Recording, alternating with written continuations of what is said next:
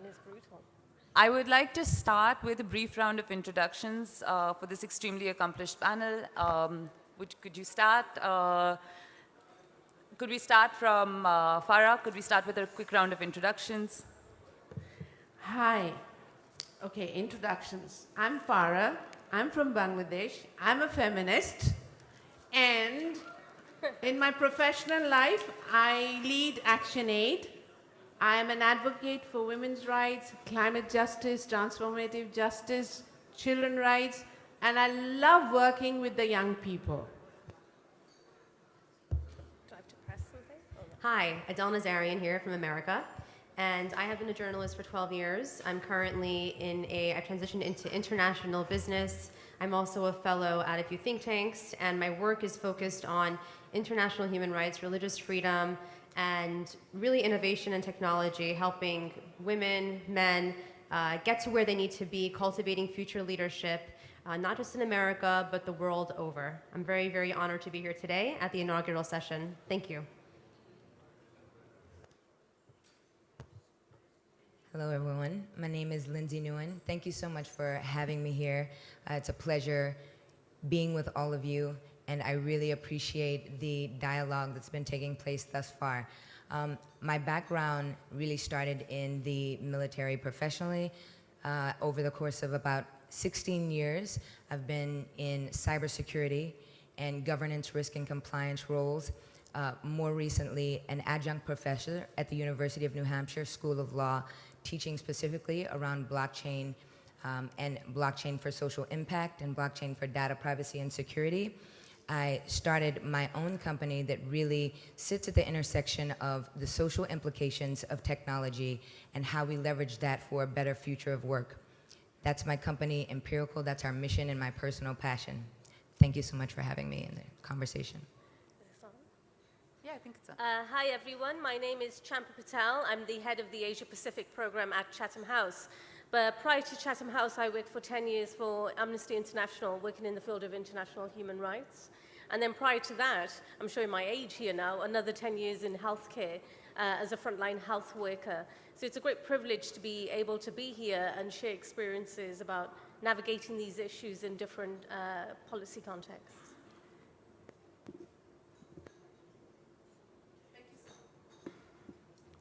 Is it on? Yeah. Thank you so much. So for our audience, the focus of this session is to talk about the enablers for women leadership in what has traditionally been seen as an old boys club. Policy and politics is a new arena for women. We see a lot of changes that are happening both internationally and specific to the Indo-Pacific region. The first question I would like to pose, and it's open-ended to my panelists, is if we had seen 2,000 years of matriarchy or of gender equality instead of the very patriarchal society that we've grown up in, what do you think would be different? How do you think the world would be different? We can start with you, Farah. A very interesting question. And first of all, thank you to all of you for being with us, and thank you to the organizers for inviting me. If we had 2,000 years of patriarchy, I think we would still suffer from power dynamics and autocracy because we get too confident and not necessarily inclusive.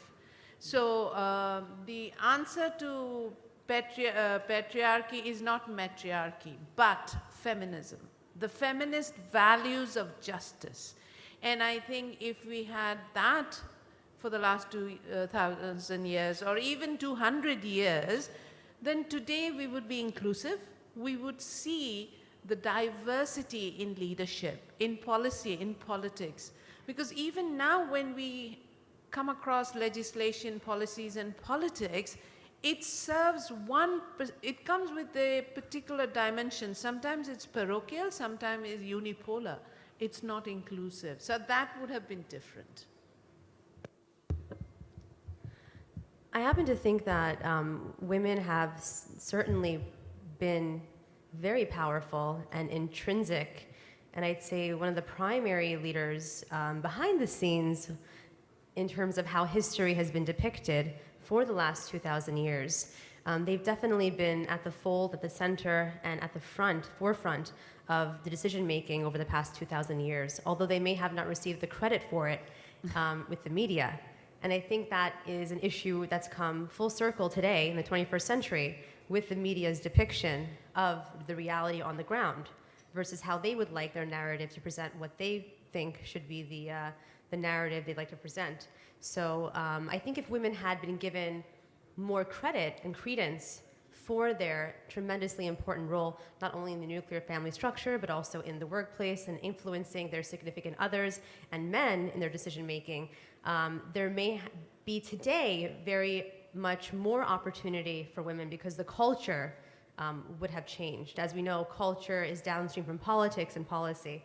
And so I think, just to make a long-winded answer kind of shorter, what we're seeing today is an absolutely different, a tremendous change in the culture. And the culture is what's going to end up affecting the policies in the present and the future that are going to help women soar to new levels without forgetting and without leaving behind their male counterparts. And I think it's a beautiful thing. Thank you. I'm going to go out on a limb here and really take a slightly different perspective. I think all of the things that my fellow panelists said are true, yes, but if you look at history, if you look at how women perform on boards in companies, making, huge evidence-based cases for the fact that they are outperforming certain male-led companies, right? When you look at also women, in organizations as philanthropy, NGOs, etc., it is a very clear case to how they would lead in different areas, and they've typically been very, very collaborative and inclusive because women have sons, they have daughters, right? Our perspective, just by design, is much different than that of the male counterparts that we have. And I say this, again, fully acknowledging that full gender equality cannot be reached without bringing along and celebrating our male allies and counterparts, right? But I do think that there is something special and unique about the value proposition that women have to bring to both industry and, and government organizations. That's a wonderful perspective. I think I'm with Farah on this because, there are anthropological studies done which show in matriarchal societies, there's some evidence that suggests there are more flatter ways of exercising power, so more collective decision-making, more collaboration. But equally, there are studies that show, in a sense, if you flip the genders, the same power dynamics remain. And I wonder if this value proposition that we bring is different and unique because we have been systematically excluded. Now, if it was a matriarchy and it was women in charge, what's to say that we wouldn't exhibit those behaviors too? So I think, in a way, to imagine that world is difficult because I think the idea that somehow more women equates more progressive policies or more progressive outcomes, I don't think is so linear. And I think it is more around how do you inculcate values of social justice, equality, inclusion, in a way that brings in everybody regardless of their background. Because I think the other thing is when we talk about women, we're not a homogenous group. And I think depending on where you were born, how you grew up, the cultures that you were exposed to, if I think about my life, I'm working class, I'm female, I'm of Indian origin, and I'm all of these things at the same time. And sometimes one of these things may be more prevalent than the others. Growing up in the UK in the 1970s, racism was more of an issue, frankly, than being a woman. But then in the working environment, in the home environment, being a woman was more of an issue because of the pressure to get married. Yes. So I think, it's to recognize that women hold multiple identities, and really depending on your context, what we don't want to do is have one subsume all the others. Absolutely. Thank you. Farah, this is another question to you. So, according to a World Bank project on women, business, and the law, there are only 6 countries in the world that have a legal framework regarding gender equality. Since you work a lot in policy and in legal processes, what kind of laws and legal framework do you think are required to improve the inclusiveness of women in this entire context? I think we need to switch the mic on. Yeah. So in most countries, we have constitutions where there's a written constitution. It says it's equal for all. But then we find the society does not practice equality. So we need support from legislations, policies, and programs. And many of the countries, if you review, still have highly discriminatory laws. In my own country, we play with this notion of when it comes to the personal, it is the ethnicity, your religious group that you belong to supersedes the equality framework in the Constitution. So that is problematic, because then immediately with all the equal policies or opportunities immediately kicks in the personalized law or legislation. And therefore, if I was to marry someone, I would be dictated by, because I'm a Muslim. If I was a Hindu, it would be the Hindu law if I was a Christian. So that is where we need to invest. Then we have policies. Now, if I speak from South Asia, because that's where I've been working a lot, there's some amazing policies that have come because of all the advocacy and lobbying we have done since or before Beijing and in the last 25 years. But there's no implementation. And if there's a lot of rhetorics, and all politicians will come to us as women voters or as their constituency when they need us, and then they go back to their usual business as usual. And they're very comfortable in it because they will talk about the other constituency, which can be conservative, which can be regressive, which may then become more, get a greater clout than the rest of us, because women for various reasons have not been so well organized. But we can see the changes coming. And your head of the government or the state can be a woman, but still has to play the game as per the patriarchy or the male boys club. So that's a problem. And I think affirmative measures, let us not shy away from affirmative measures. I mean, now we have a tendency of talking about gender mainstreaming. I have no problem with that, except in my 30 years of work, it has not changed the conditions of the women. So let's talk about gender mainstreaming and talk about women's rights, the rights of the young people, the rights of the adolescents, and have affirmative measures. We need to set some targets, and we need to be accountable to them. Thank you. So Adele, my question to you is slightly different. Given the fact that we talk a lot about affirmative measures, where does meritocracy actually start to play a role? So thank you for the question. I happen to think that there's, if I may, I'd like to quote Milton Friedman, reference him with this. According to him, there are 3 different ways that people are considered to be equal: equality before God, equality of opportunity, and equality of outcome. And I think that what everyone could agree on is that equality before God and equality of opportunity are really the most, the best ways to approach it. I think where the whole gender equality question really is messed up is when it comes to equality of outcome. That in and of itself intrinsically leads itself to, I think, more socialist principles, which innately suggest that everyone is literally equal. Everyone is literally the same. And that's where the problem comes into play, because not everyone is the same. One may have a different religious belief system that governs their moral or ethical eros. One may have a different, taste in, let's say, clothing or food that may help them decide what their dietary restrictions are. Moral values, ethical values. So I think that there definitely has to be an emphasis more on the opportunity, and I think that the United States, I hope this answers your question, really has been great in many ways, although still has a lot of ways to improve, but can be an excellent role model, especially with regard to the innovation of technology, to helping the rest of the world and also learning from the rest of the world how to better allow for the equality of opportunity to take place in areas where it is so sorely lacking. And so that's the long story short. Sure. Please do. Affirmative measures does not mean it's devoid of meritocracy. Absolutely. So the premise on which this is framed, I think, has been for a long time is, affirmative measures undermines my... No, approve affirmative measures and still have to prove my caliber, my capacity, and my talent?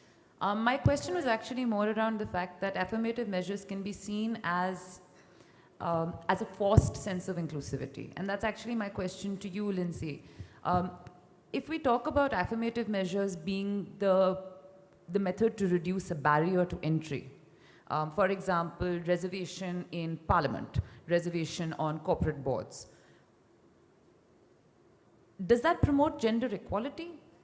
Because on the other side of the table, what you have is an entire, is 50% of the world or the rest of the male population starting to feel resentful of these affirmative policies. Does that actually promote equality and inclusivity in the long run? And what happens when these measures are removed? What happens when that crutch goes away?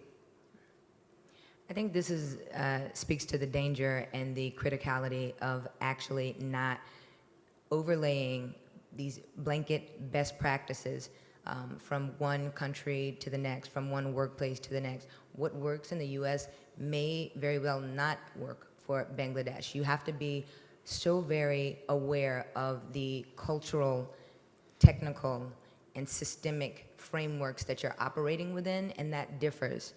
And I think that when you have things like quotas in academia or quotas in boards to supplement that, and this is at a high level, to supplement that with very clear performance metrics that are clear across the board and make no qualms about the fact that people are performing, no matter how they got into the position, at the same level or sometimes outperforming, actually highlighting the accomplishments of women are as important as getting them into these roles, because it reinforces the story that they belong here, no matter what path that they had to chart to actually get there. Sure. Absolutely. So I have to say also, adding to what you were saying, that as innovation and technology happens and you see more automation entering the workforce, this is not meant to slight anyone, but women tend to be just better at handling complex issues. So the more complex issues in the workplace will actually lend itself to having more female hires, I think. So that's just a comment that I have to say about that. Interesting. So Champa, this is for you now. You mentioned that as a woman, you've got multiple identities, and growing up in the UK in what was probably a troubling racial period has also shaped a lot of the experiences that you've had. So it's interesting that a lot of studies have shown that the ability of minorities, which includes both women as well as racial minorities, to have an impact are largely driven by the mechanism of circumstance, which means role models, effective exposure and education in career selection, and finally in network effects. And I'd like to hear your thoughts about that.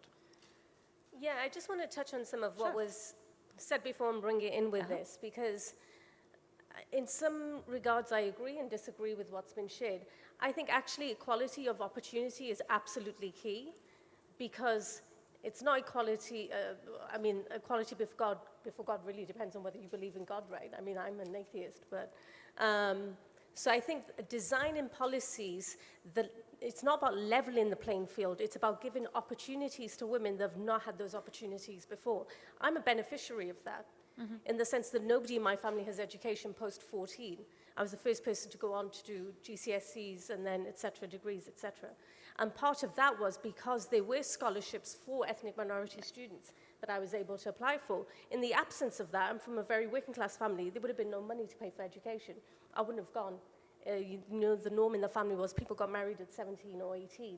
So I think equality of opportunity, policies that allow groups that are not able, not just women, but groups that are not able to access those spaces or those opportunities, that's the sort of policies we should be designing. And I think in that regard, I'm not sure what's meant by socialist policies, but I think this idea that everybody should be able to have the opportunities to achieve what they want to achieve, irregardless of their race, their gender, their financial background, is absolutely key. Now, I think for me, growing up, there wasn't really role models. You didn't see Asians on the television screens. There weren't many high-profile women. But I think the interesting thing is if you're of South Asian heritage, we have a history of female prime ministers, right? So I think in a way, the rest of the world maybe needs to look at us to see that actually way before Western countries had female leaders, South Asia had female leaders. I'm not saying they were good leaders, but you know, leaders, yes. in the sense they were female leaders. So I think it's interesting then to think through that, you know, not having visible role models, not being able to tap into those networks, I think was hugely detrimental. If I look at my sister who's 10 years younger, she grew up in an environment where there were just much more prominent Asian women. We were on the televisions, they were political figures. Her going to university was not even a question. I mean, I left school with 3 GCSEs. I messed up big time. So I don't think anybody thought I had any kind of academic career ahead of me. But the expectation when she took a gap year, everybody was so angry that she didn't go to university. So the flip from 10 years from when I wanted to go, and there was huge like family rows, drama, like, oh, you're going to get married to a white guy, you're going to come back with a baby, all this sort of, you know, kind of like hyperbole because I wanted to go to university. 10 years later, the generation and the culture had moved on. So one thing I want to say is you can't legislate culture. That's why I don't think policies and laws are enough by themselves.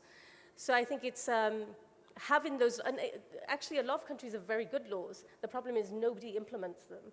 So I think the idea of kind of, you know, how do we have an ecosystem where you have the right laws, but you have a culture of accountability, where you have equality of opportunity, so you can have the role models, where you are able to tap into networks to meet people from different backgrounds that you can learn from. You know, I don't need to meet people like me. I need to learn from other people to see how have they fostered resilience, what have they learned along their journeys, what can I take away from them that's inspiring to me.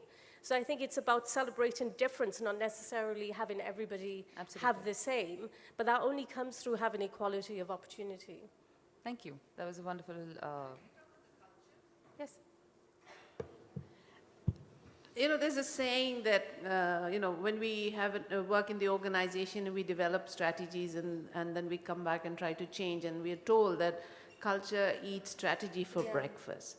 Now, it's interesting because culture is also not static. Yeah. Because living in this part of the world, in the last 30 years, we have seen so many cultures intruding, and within those religious communities, the interpretation of religious practices have also changed. So when we talk about culture not changing easily, yes, but culture can also become the weapon in the hands of patriarchy. Yes. And it can be heavily used to oppress women.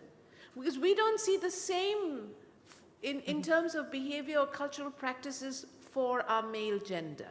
But it's always about women, because we are the guardian of everything under the sun.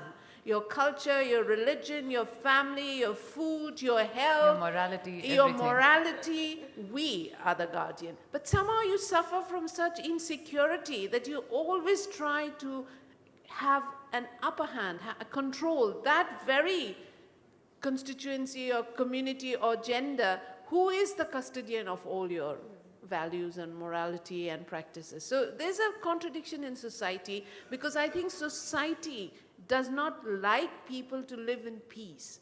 If there is no conflict and no fear, how do you control and overpower them? That is the mantra of all those in authority, irrespective of whether it's in your home or in the community or in the state. Fear and control. If I may just add to that, I don't think it's society that, you raised some very great points that I agree with, and I think that society does want peace. I think it's the media that's presenting a different narrative. No, I actually think that media is separate from society. I do not think that media represents society. I think media has failed to adequately represent society. And coming from 12 years of that, I have seen the steady decline of the way the media has perceived society. So I think that that is a place where it has to absolutely be addressed and changed. I don't think we have enough time for that. So Except that Rupert Murdoch has done us. That's all I wanted to say. the next thing I wanted to talk about was women's responsibility to each other. And Farah, the first question would be sort of posed to you. a biography of Mrs. Indira Gandhi that I was reading a few weeks ago talks about her upbringing. And the fact that because she didn't grow up in a house with male siblings, she was never fundamentally taught that there was a difference between a man and a woman. From a responsibility perspective, or from how women treat other women, it should start at home. And maybe it's about mothers teaching their daughters that they are equivalent to their sons. And that could spur an entire new generation of people who don't even think gender equality is a debatable issue. And maybe the seeds of that need to be sown in from the time the children are very young. What are your views on that? I cannot but agree with you. I grew up in a family with my brother is 7 years younger, and we never realized that there was a gender difference. That's how, because it was more about education and knowledge and learning. I have 2 sons, and my sons have grown up, and I'm very proud of them because for them it's all about just and justice. So in terms of, again, we are putting the responsibility on the mother. And her upbringing. Now, a mother is a woman who's come out of this society where her status is always vulnerable and fragile. When she's born, she's, oh my God, another daughter. You don't celebrate. Then she's, especially in many countries, Asia, it's like, when do you get married? Because you're a burden, so I have to transfer this burden over to somebody else. So my whole life is, why was I born? I have no value addition. I am a burden. I need to be transferred to somebody else. Then when I'm transferred, where you have come into somebody else's premise and home, and your acceptability is when you have a son, when you give birth to a son. When I used to work in the communities, because of my upbringing, it took me a long time to understand, because the women in the community said, you don't understand, you've given birth to 2 sons. I said, so what? But then I realized, I went to Tihar jail, and I found in Tihar jail, I was with Kiran Bedi, and she took me to see these women, 200 women under trial, and they had all come because of bride burning. So I asked these women, how? How do you do it? She said, we don't know. We just know that it's acceptable. And that was my way of getting acceptance into this family. So imagine how our brains and our orientation are. So yes, we must teach our children the value of respecting human beings. And then there's no differences other than the biological differences, which is not a disadvantage. In fact, I, being a woman, nature gave me the responsibility to reproduce and bring somebody to this world. Most of the men here would not have been there without a mother and a woman. So I should have that confidence, and yes, we need to teach our girls confidence, because instead of bringing that story, don't smile, don't laugh, don't do this, don't do that, we should say, do all that is right, what you think is right, and pursue your dreams. That's a wonderful perspective. Adele, would you like to add to that? It is adding on. It is wonderful. Adding on to that, I come from a very similar background, but also slightly different in that I was actually with I'm the oldest child and a daughter, and I have a younger brother and younger sister, and my younger brother was afforded tremendously more freedoms than I was. And so I was expected to kind of have, from the Persian background, which is very similar to Indian actually, this traditional upbringing, be married by a certain age, and I wasn't having it because I was like, I'll have both, but I'm going to have it on my terms. And so it was a very big work in progress. My parents are wonderful human beings, but I come from this tremendously traditional background and culture where I had to break my own barriers and to kind of forge a path forward for leadership in my own right. And it worked out tremendously well, but I did face my own set of challenges, being that there was an unequal view of how a woman was perceived as being versus a male. So I'm very grateful that I had that upbringing because it helps me appreciate the struggle of other women and what they've had to overcome to really get to where they are today. So, right. Thank you. I actually wanted to continue the conversation, Adele. What do you think about balance? When we talk about gender equality, when we talk about, we have many different perspectives. We have the feminist perspective, which is all about improving inclusiveness. We have there is an entire group, an entire generation of men who are now growing resentful because of, conversations about meritocracy. When being a role model to another woman, to a younger person in the same field, how would you strive to maintain balance and perspective? Thank you. Speaking personally, I can tell you that I never had any. I was always the one, and I still am, someone who loves to mentor and to help other women to get to where they need to be. Unfortunately, I was not as fortunate to have women, for the most part, who were interested in doing the same for me. So I had to forge my own path again. I think that this whole equality thing is very, apologies, very important. And men have to realize that if they don't already, and it's a woman's responsibility, of course, as you've mentioned, and we are the bearers of life, and we have even more responsibility to take on the two tasks, right? The work life, the home life. So I think that it's critically important for women to teach their sons that not only are they, having their own role, but also that they're supposed to play a supportive role, frankly, for the women in their lives, the woman in their life. And that is the key to empowering women. I think that in the United States, for example, feminine has taken on a very different tone and essence than how it has in other parts of the world, especially in the Middle East and Southeast Asia. I think there's something called third wave. Feminism has served its purpose in America, and it's continuing to, and it's beautiful. Unfortunately, personally, I think this third wave feminism that has taken hold is really detrimental, because I think it's an all-out war on men and masculinity. That's what I'm saying. They call it third wave feminism, and it's not exactly. Thank you. It's not feminism. It's hatred, and it's actually deteriorating society.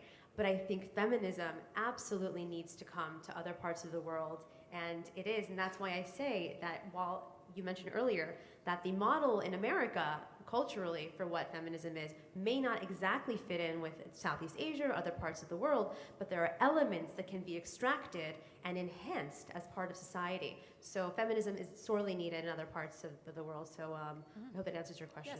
Yes. I actually want to just add to that. And I think that we have to take it from, we owe it to people to take it from a high level to tactical things that they could implement in their own businesses, in their own lives, right? So when you say, oh, I think that we should make way for women in the workplace, what does that actually mean? I think doing things like flexible work, right? Making sure that possibly enabling remote work, or implementing policies that are progressive enough to have women have enough time after pregnancy and be able to return to a job that they can feel secure that they're not going to be penalized for that.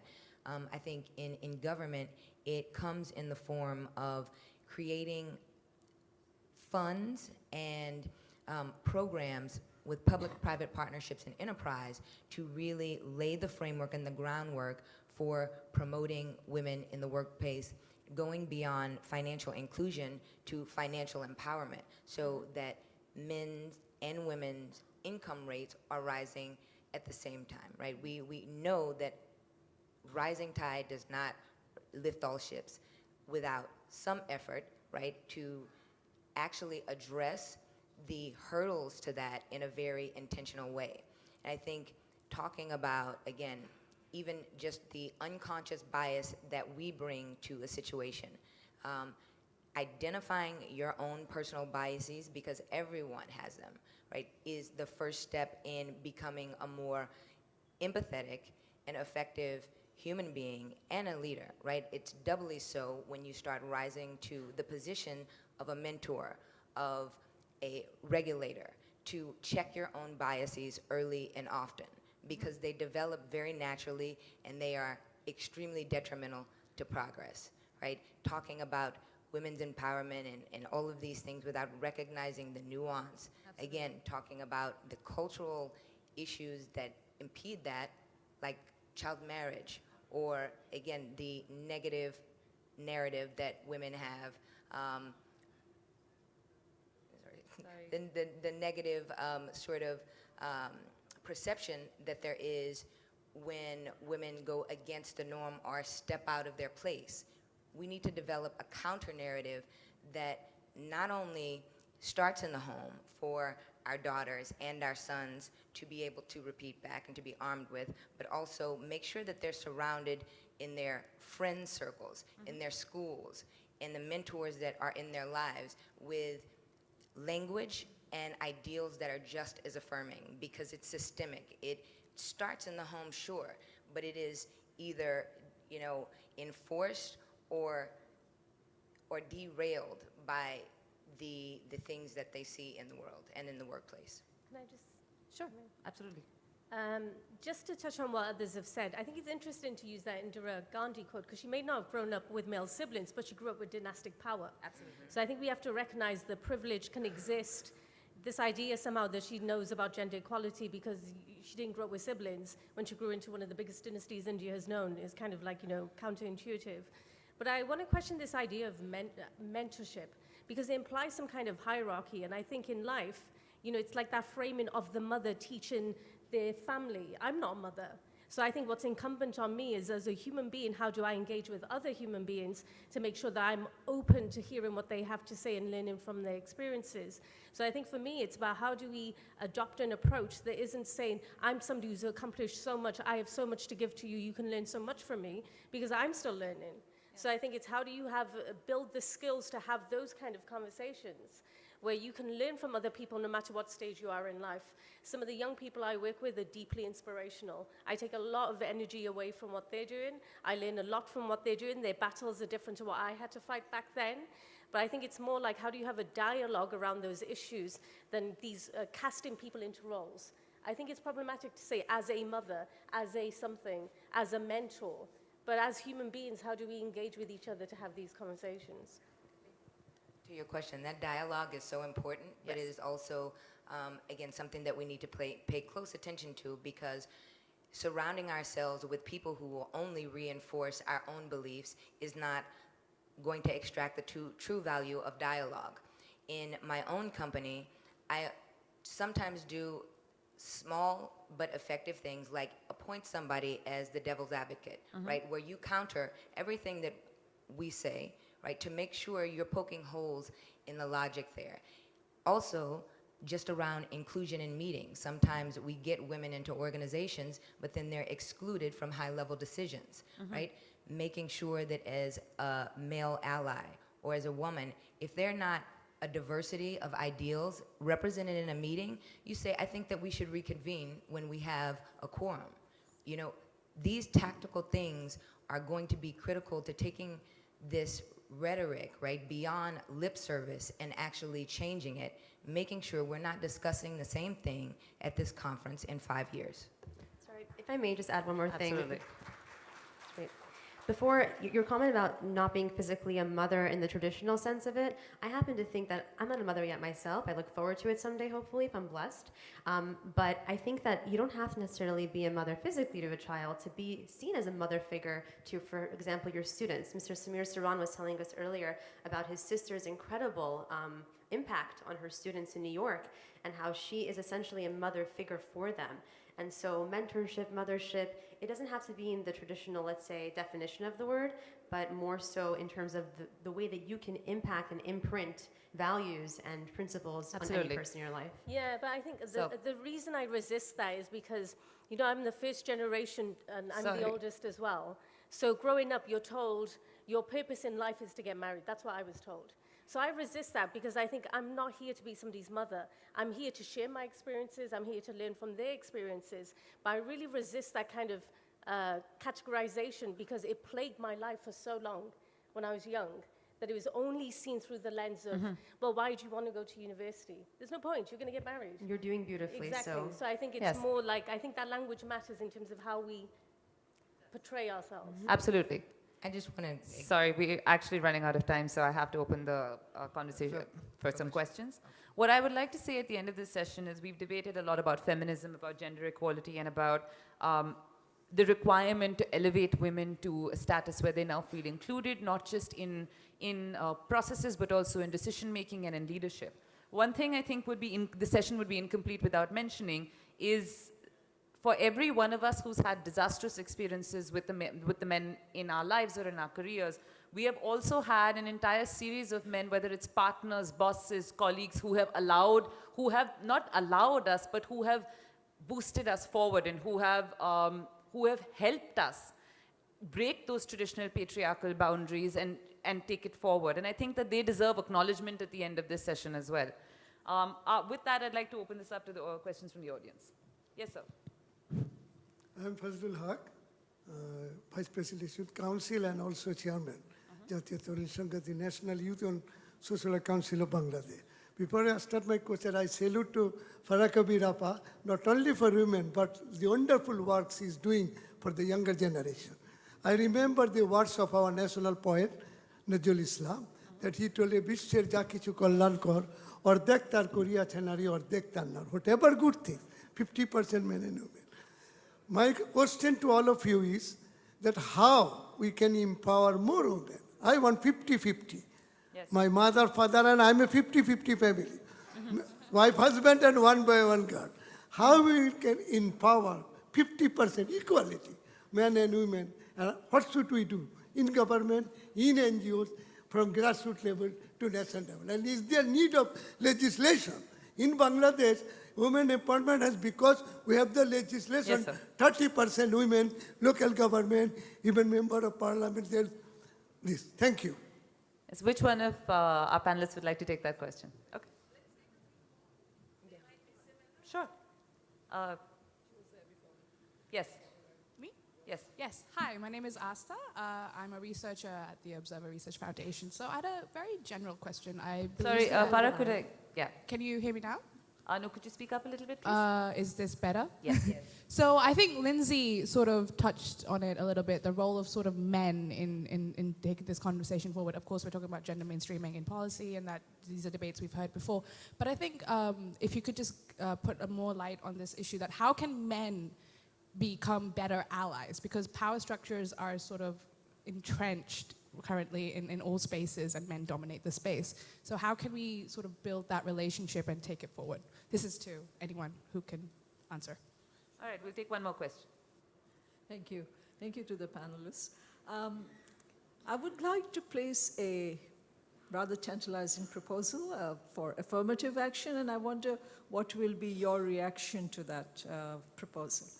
Would we, as women's movement, consider creating a formula, for example, 40-40-20, and have reservations for men, 40%, for women, 40%, and the 20% will be like free radicals for jobs in private and public sector and across the board, particularly in political decision making. Thank you. So we have 3 questions. May I? I think that's all the time we have okay, we for can the listen questions. to it. Okay, Yeah. sure. Hello, hi.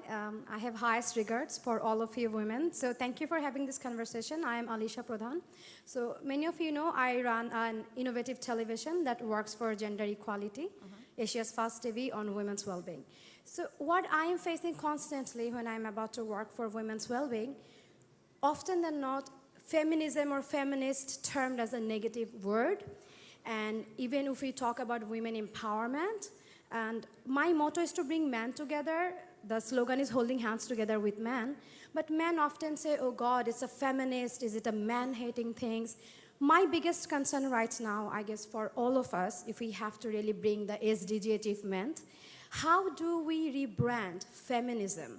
Because I love men. I love my father, my friends, and everyone. I have nothing against them. It's a human who is a man or woman doing the wrong things. So how do we rebrand feminism and make sure and ensure that our father figures or the mankind are with us in this? Thank you. I think that's a really interesting question. Hello, May I? Sorry, we actually just got a few minutes left, and I think... If I may just Yes. add to that, thank you so much. I just want to say, I think rebranding feminism, which is a point that you discussed also, third wave feminism is not really feminism, we have to listen more. I was speaking to a woman from Uganda here, wonderful lady, and very intelligent, and she said feminism in Uganda has become to the point where the women are no longer, they've outright dismissed their male counterparts. I think that what has to happen is the women have to also listen to hear what the men want and what they're thinking and what they're feeling. and then take that into accounting when they're also approaching them. And we've completely changed the dialogue has to change, basically. That's one of the solutions, I think. I don't think feminism needs rebranding. Because do we understand what feminism is? Because feminism stands on the principles and values of justice, inclusion. There is no feminism which does not have those pillars. So feminism doesn't need branding. It's our mindset. And as usual, it is again being used as a weapon. Because that was like decades ago when we had the women bra burning and radical and so on. Any value, any ism has a radical version of it. But go in deeper into it, because then, somebody can talk about we need to rebrand Christians, Muslims, Hindus, because we are seeing the extremism. That's not my point. So feminism does not need to be rebranded.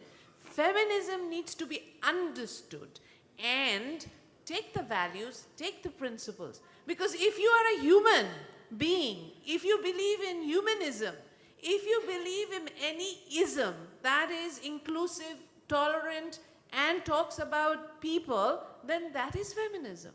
So it is what we have managed to do, because there is no one feminism now. We have the white feminism from the north, we have the black feminism, we have the Asian feminism. Why? Because people have managed to divide us. So let's come together, let's understand that feminism stands on certain values, and let us work on that. And the gentleman had a question about how do we bring more women.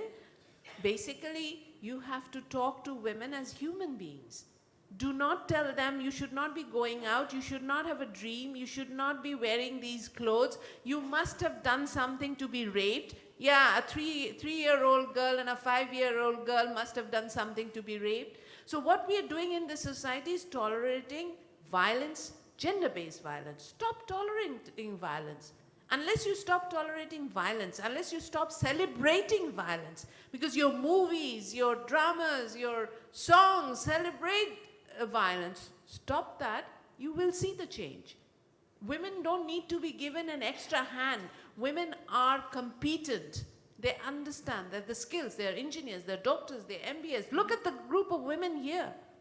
Forget about me, but look at the group. I mean, amazing people. Someone is leading a Chatham House, someone is from the corporate sector, from the media, so on. So women don't need that. It's just that don't put those shackles around us. Don't tell us you should be a good woman. How about telling men, why don't you be a just man? I think Can I just come in on that? Yes, sir. Yeah, I was going to say, I couldn't agree more, because I think this idea that feminism needs rebranding speaks to the failure, actually, of the movement to communicate its goals. So I think we need to be better advocates at explaining the principles and the values that underpin our feminism, but we don't need to change what feminism is. It's very easy for people who are counter to these values to knock it down by saying, well, you're anti-this, you're anti-that. But that's the job of communicating through the media, through other channels, to say it's this. On affirmative action, I agree with affirmative action, but I don't agree with quotas. And I think the problem with quotas is it then can very easily become a tick box exercise. So I think, how do you develop policies that ensure greater inclusivity, but without getting stuck in a situation where you say X percentage are women, X percentage are men, because there's no guarantee that having X percentage of women means you have good women who are good at their jobs and are able to do that. Do you see what I mean? So I think it's like, I agree with affirmative action as a means to increase equality of opportunity, but I think quotas can be a problematic way forward, just in terms of how sometimes people actually go about fulfilling them. And in terms of men being better allies, I think it's going back to having stronger dialogue, people being more self-aware, people communicating their own experiences. So some of the measures that you've outlined, I think, are really practical ways in which men can be better allies. So I think there's a number of ways, but it has to start with, this idea that somehow we need to listen to men. We've been listening to men for a very long time. Perhaps they should start listening to us. And I think there's a necessity for equality in that as well. Equality in dialogue, equality in listening. Too often what happens when there is a disagreement, whether it's women not listening to men and the third wave of feminism evolving into this extreme, taking this very extreme trajectory, or it's men not listening to women. I think that dialogue needs to be open on both sides, and that's the fundamental, that is what is going to cause a fundamental paradigm shift. So we have our last comments from Lindsay, and I think we're ready to close the session after that. Yes. Yes. Is it okay? Yes. Hello, I'm Shahzadi Mariam Binte Shahan from Bangladesh, a school student. My question is actually in Bangladesh, there are many vulnerable and poor families where the members of the family thought that daughters are a burden and they should be married rather than being established. Even some daughters and girls have no complaints about this kind of view. So I want to know that in these cases, what the organizations, social organizations can do, and does the ActionAid have any plan about them? Thank you. Yeah. I second that. So Lindsay, over to you. Yeah, I think that a lot of the questions that were asked really have elements of really understanding where we are now, so baselining exactly where we're starting, and then looking to actual practical measures to mitigate each of these risks to the goals that we're trying to achieve, developing shared goals through that dialogue, through conversation, through respectful discourse, like even allowing for disagreement within other groups of women, within women and men, and not making that a matter of demonizing somebody for not being inclusive.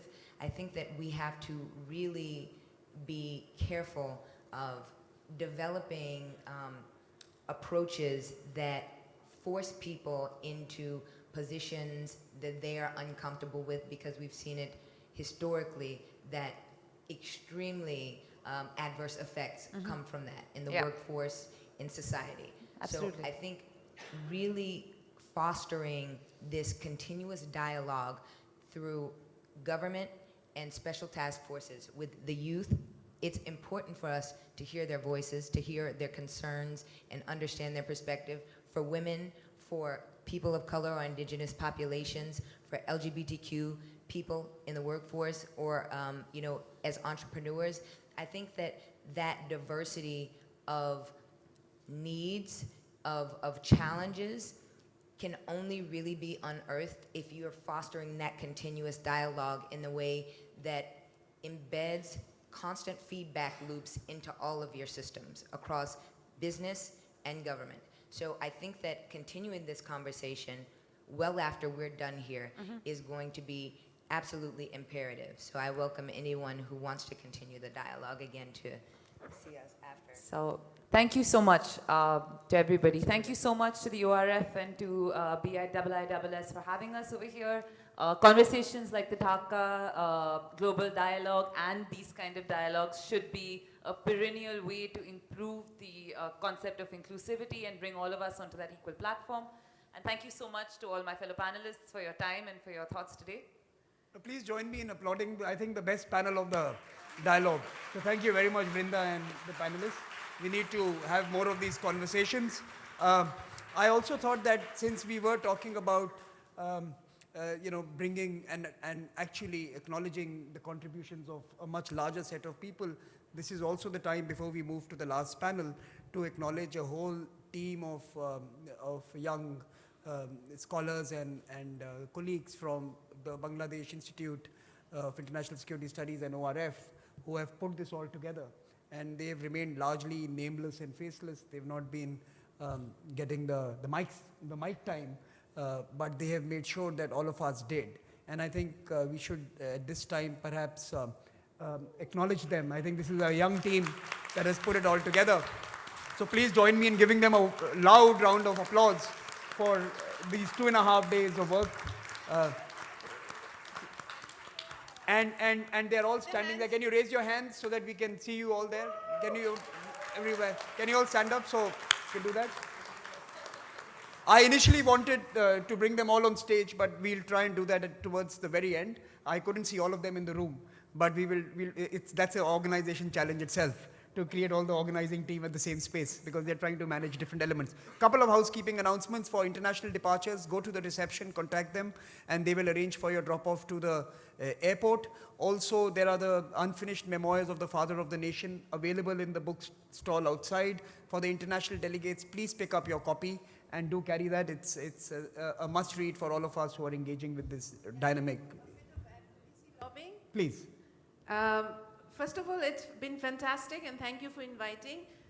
We're not climate sensitive. This room is like the North Pole, and I'm not sure we needed it.